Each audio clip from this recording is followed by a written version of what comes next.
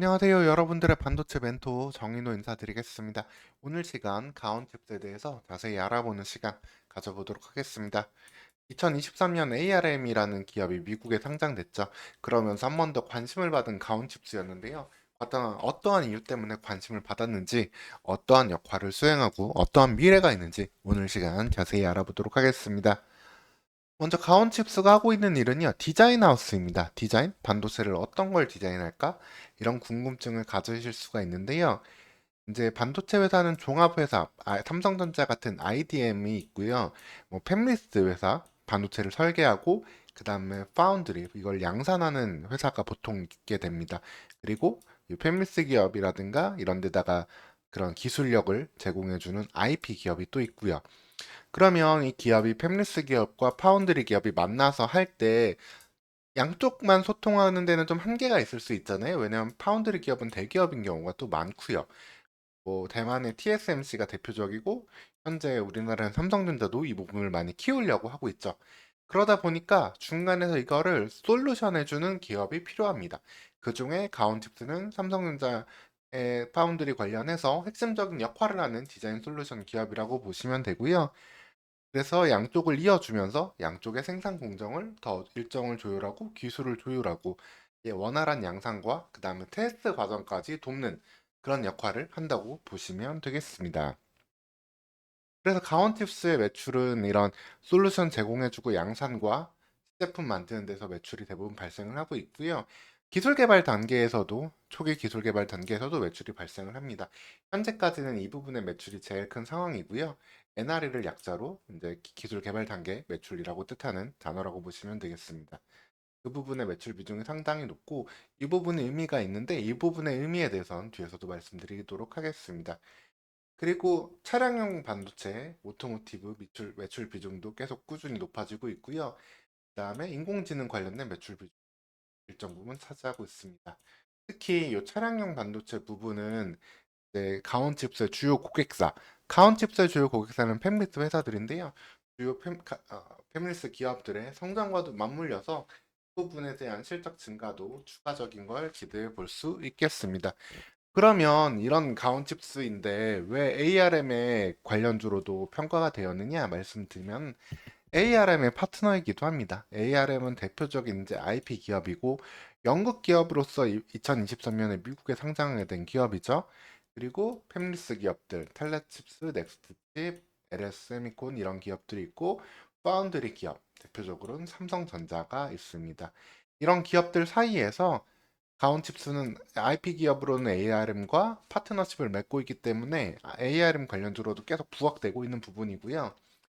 앞으로의 성장은 삼성전자 파운드리의 성장, 그리고 팹리스 고객사의 성장과 함께 동반 성장할 수 있는 가능성을 볼 수 있는 기업이라고 보면 되겠습니다. 그 다음에 OSAT는 이제 후공정이라고 하는데요.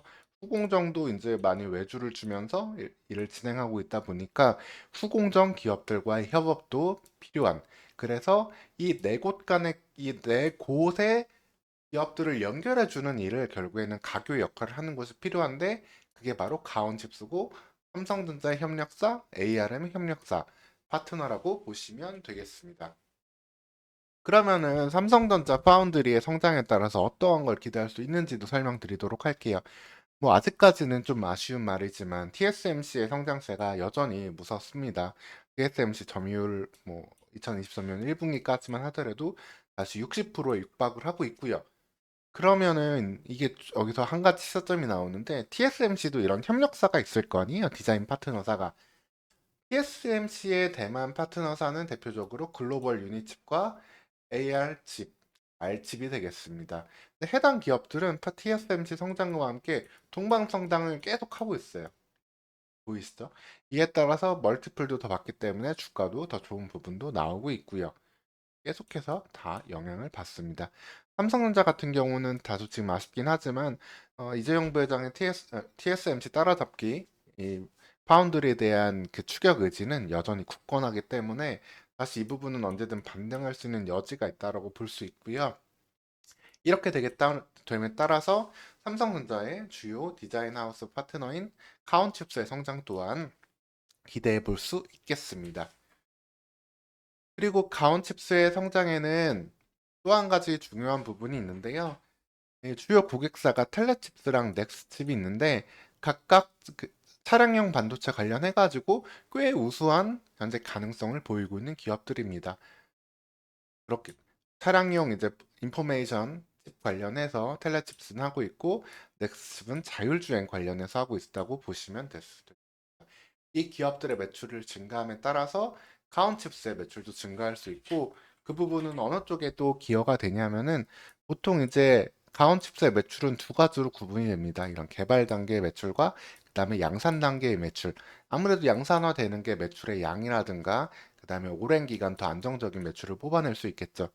그런 부분이 현재 프로젝트 1, 프로젝트 2, 프로젝트 3 이런 식으로 나오고 있는 개발 매출들이 있는데 이게 양산화 될수록 가온칩스의 매출과 영업이익으로 전환될 수 있는 잠재력을 갖고 있다고 보면 되겠습니다. 이거는 앞서 말씀드렸던 팹리스 고객사와도 연결이 된 거고요. 그에 따라서 가온칩스의 현재 매출액 같은 경우는 그다지 크지는 않은 상황입니다. 뭐 증가폭 역시도 이렇게 일정 부분 보이고 있지만 중요한 점은 이것들이 곧 언제든 2024년, 2025년 고객사와 삼성 파운드리 성장에 따라서 폭발적으로 성장할 수 있는 잠재력을 갖고 있다는 점이 중요한 포인트가 되겠습니다. 그래서 영업이익도 꾸준히 나고 있어요. 적자가 나지 않고 가고 있기 때문에 즉 비용을 통제하면서 그 이익 성장성은 큰 그런 가능성이 높은 기업이라고 보시면 되겠습니다. 카운칩스에 대해서 세 가지 포인트로 정리를 해드리면요. 삼성전자 파운드리의 핵심 디자인 하우스 ARM도 협력사다. 같은 파트너사라는 점 기억하시면 되고요. 그에 따라서 삼성전자의 성장과 그리고 텔레칩스와 넥스트칩 같은 고객사와의 동반 성장이 기대할 수 있다. 그리고 현재도 영업이익은 크지 않지만 안정적인 가운데 그 개발 매출이 양산 매출로 전환이 될때 회사의 매출 성장과 이익 성장은 한 단계 큰 폭으로 도약할 수 있다 정도로 요약을 드릴 수 있겠습니다. 이상으로 가온칩스에 대해서 자세히 설명해 드렸고요. 추가적으로 가온칩스에 대해서 궁금한 점 있으시면 댓글 남겨주시면 설명드리도록 하겠습니다. 오늘도 시청해 주셔서 감사합니다.